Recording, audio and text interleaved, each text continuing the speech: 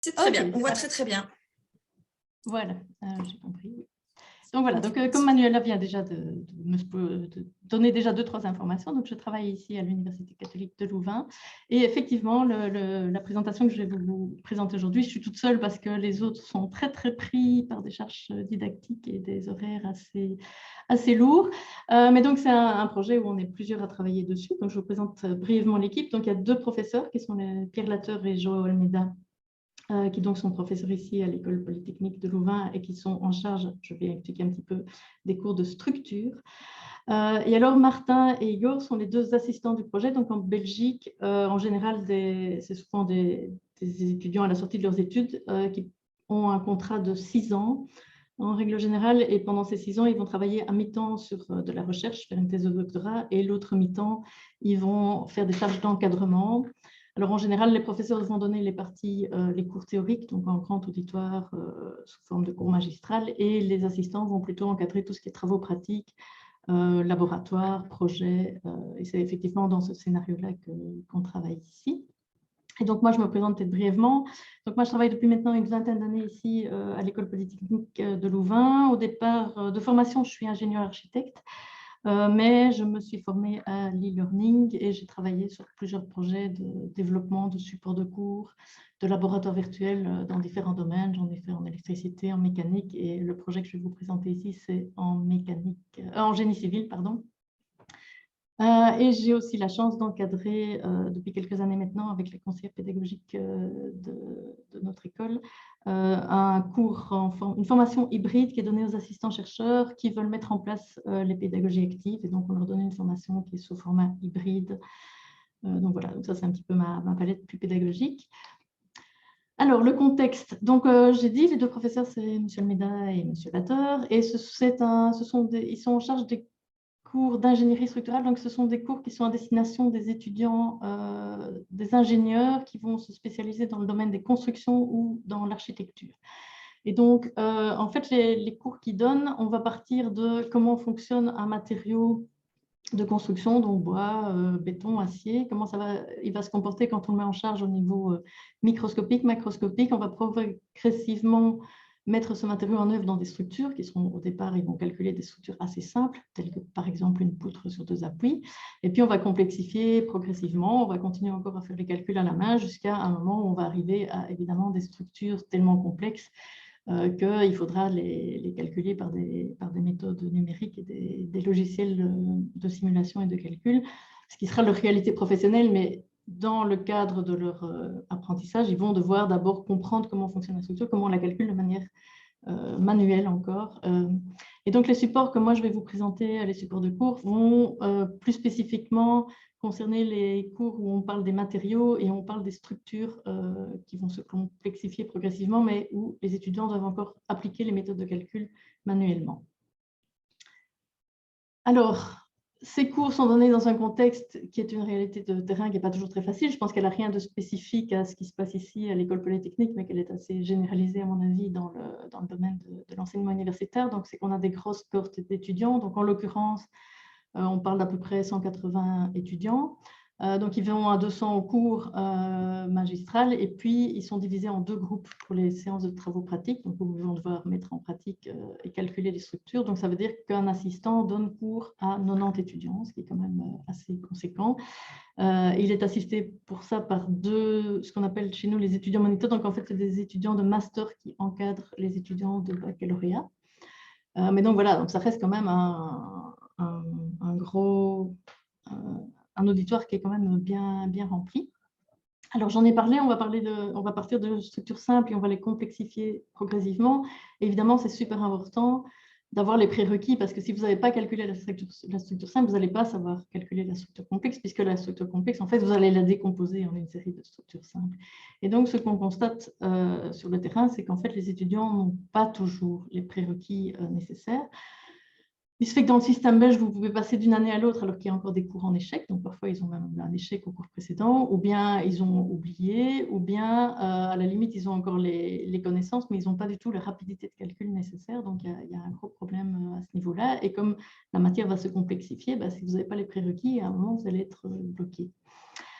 Autre difficulté liée à l'organisation, en général, c'est la même semaine que les étudiants ont le cours magistral, donc un cours de 2 heures, et le TP arrive le jour même, le lendemain. Enfin, ils n'ont absolument pas le temps de revoir ce qui a été vu au cours magistral, et donc ils arrivent à la séance de TP, en fait, pas du tout à jour avec les acquis qu'ils devraient avoir pour commencer les calculs. Alors, plus spécifiquement, pour le cours de matériaux, donc le premier des cours, donc il y avait des laboratoires qui étaient donnés à l'époque en présentiel. Et en fait, c'était des laboratoires où on allait prendre, par exemple, fabriquer du béton devant eux, faire des échantillons de béton, prendre des échantillons d'acier, faire des essais mécaniques, montrer comment le matériau se comporte. Ces laboratoires, ils se font pour des raisons pratico-pratiques. On ne peut pas les donner à plus de 15-20 étudiants parce que sinon, ils ne voient rien, ils n'entendent rien, parce que c'est dans des locaux qui sont assez bruyants. Il y a des endroits où il y a très peu de place. S'ils sont trop nombreux, ils ne voient pas. Et donc, pour qu'un étudiant ait 1 heure de laboratoire, il y avait 25 heures d'encadrement, puisque vous aviez un technicien et un ingénieur présents. C'était 2 heures, plus des temps de préparation, des coûts assez importants d'évacuation, de nettoyage, puisque le brave technicien il faisait 20 fois son béton, 20 fois ses échantillons, etc. Et donc, on avait un investissement en termes d'encadrement qui était très, très lourd pour des laboratoires où finalement les étudiants étaient absolument passifs, attendaient que ça se passe en regardant leur montre ou leur téléphone. Et donc, là, il y avait quand même une grande frustration à ce niveau-là, au niveau de ces laboratoires. Et enfin, une dernière difficulté, c'est qu'il y a de grandes différences de niveau entre les étudiants. Donc, il y a des étudiants très à l'aise en la matière qui tracent et puis des étudiants qui sont complètement largués. Et donc, comment est-ce que vous faites quand vous avez 90 étudiants? Est-ce que vous allez avancer avec l'effort et les autres sont largués? Est-ce que vous prenez le temps de réexpliquer et ceux qui sont à l'aise s'ennuient? Enfin, voilà, donc ça, c'est un petit peu les difficultés de terrain. Alors là, nous avons la chance d'aller suivre une formation qui est donnée par Manuela sur les outils d'apprentissage, enfin, sur les supports d'apprentissage interactif. On trouve ça absolument génial et on se dit, ce qui serait vraiment un rêve, ce serait d'avoir des outils d'apprentissage qu'on peut vraiment personnaliser pour chacun des étudiants. Comme ça gérerait les différences de niveau. Enfin, voilà, donc on a un petit peu ce rêve, mais avec en même temps une question qui est très présente. Là, c'est plus Joao Almeida, qui est un académique qui vient d'arriver, qui est, oui, moi je veux bien prendre du temps, je veux bien développer des choses, mais comment est-ce que je vais pouvoir voir que c'est efficace, voir que le jeu en valait la chandelle, voir que ça valait le coup, et en quoi est-ce que je vais pouvoir mesurer la différence au niveau de l'apprentissage des étudiants. Donc, on est arrivé avec toutes ces questions au Global Learning Lab et le modèle qu'ils nous ont proposé et qui est un modèle qui est assez intéressant en fait. C'est le modèle ICAP qui en fait va distinguer différents modes d'engagement des étudiants. Donc, si vous avez par exemple un support de cours comme une vidéo, vous avez le support qui est la vidéo. Et puis, il y a les activités que vous allez proposer à vos étudiants autour de ce support de cours, autour de cette vidéo.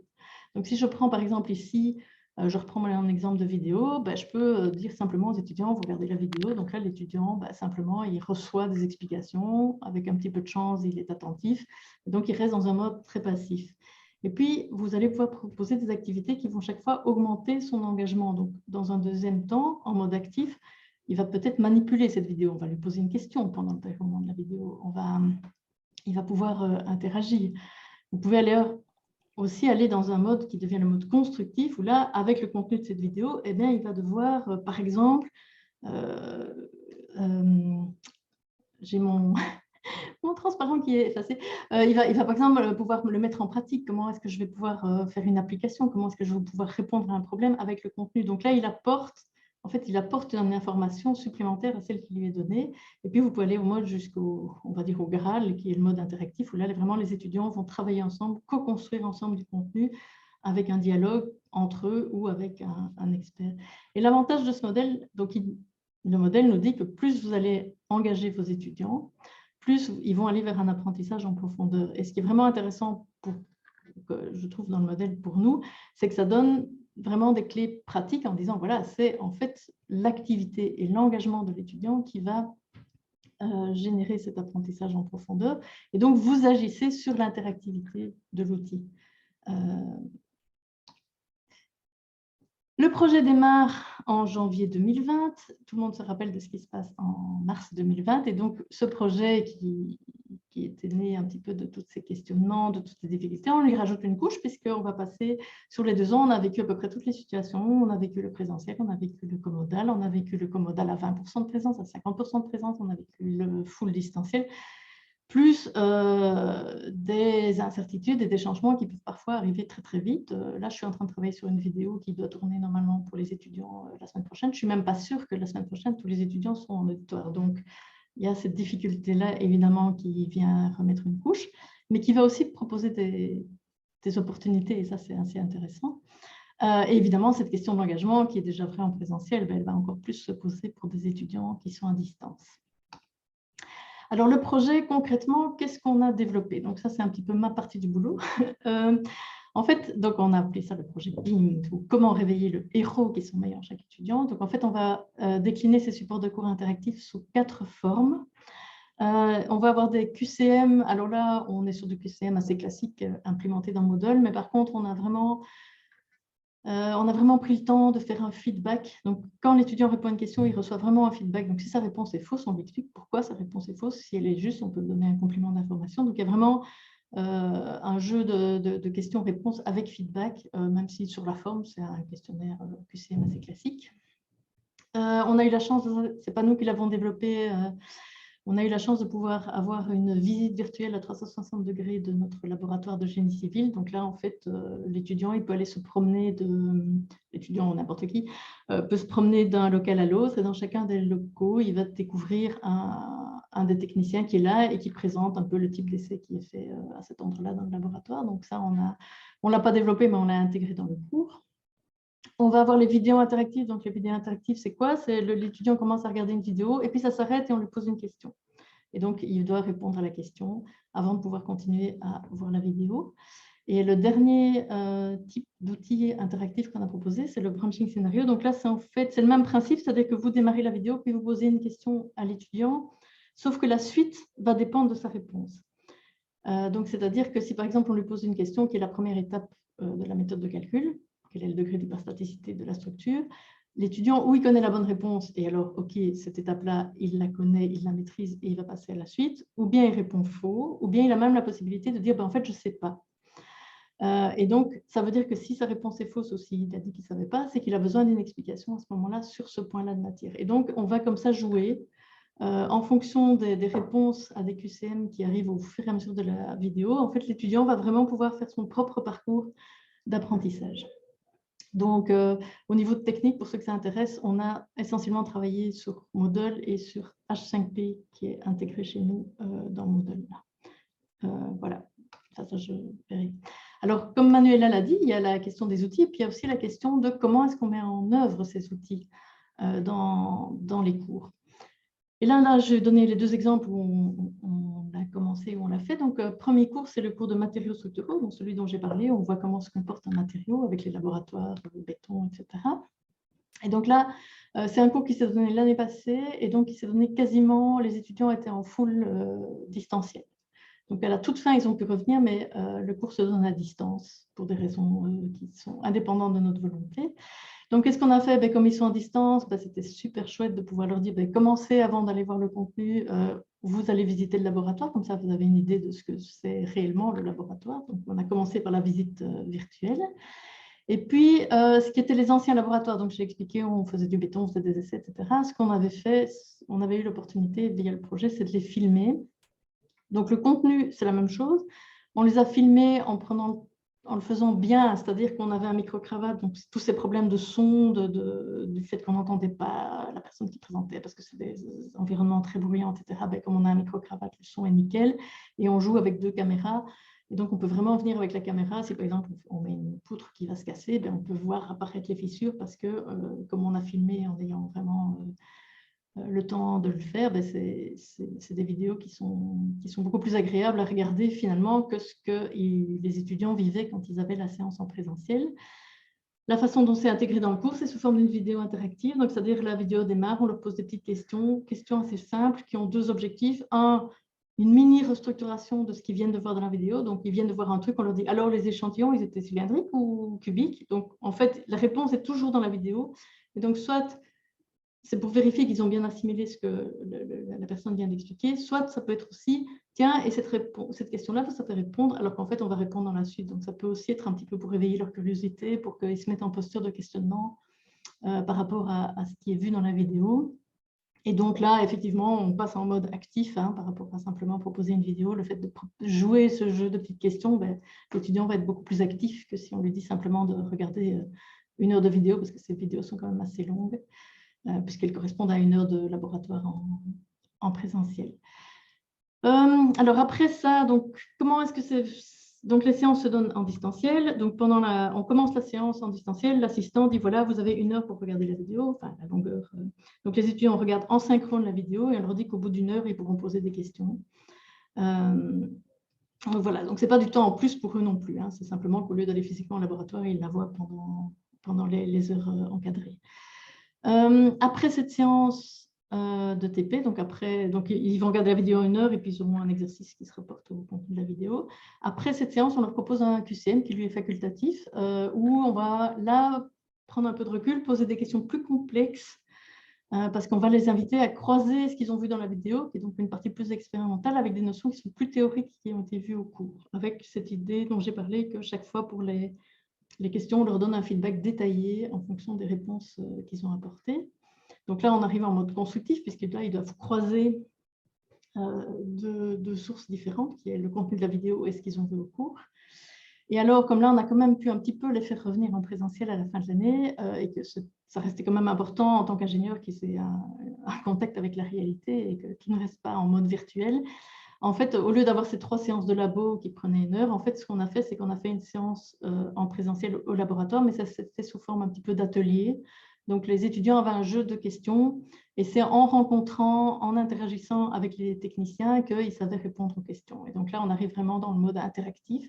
Il n'y a plus comme tel un support spécifique, mais c'est vraiment l'idée qu'ils vont co-construire du contenu avec des échanges entre eux et avec des échanges avec les experts.